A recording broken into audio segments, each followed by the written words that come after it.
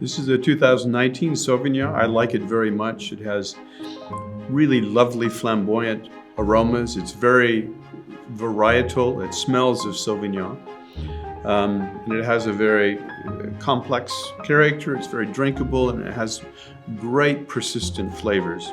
I think this region has some great potentials. There are some wonderful hills and vineyards that go from very, very low elevations up to very high elevations. Over the course of 200 meters, you have vineyards that are now planted with specific grape varieties that grow at the best part of a hill. And this is the first part of really understanding great wine, is to grow great grapes in exactly the right location. I think there's a wonderful influence of the Mediterranean, bringing warmth and winds, and also cool temperatures from the north. So you get a very high temperature difference between evening and daytime temperatures, and that allows the plants to, when they get lots of sun and the sunshine during the day, they cool down and have a lot of acidity and freshness at night. So it makes for very good grape growing.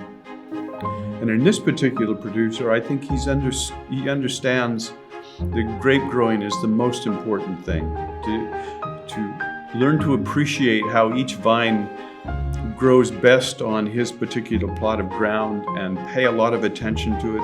It's organic production. You don't use chemicals to defeat nature. You train your vines as best you can to defeat nature and to make the best wines.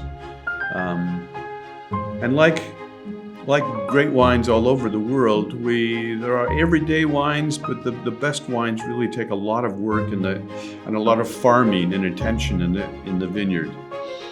Great wines, we say, are made in the vineyard, and then they're turned into wine afterwards, trying not to interfere with the processes. And you don't add much, you actually kind of guide it to become a good wine from the fruit that you've grown previously.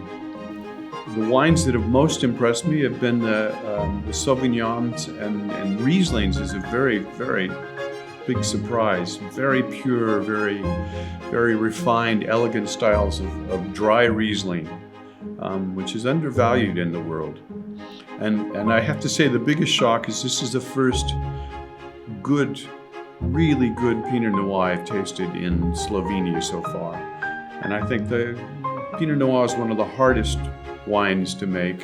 It has to be elegant, it has to be fruity, it has to be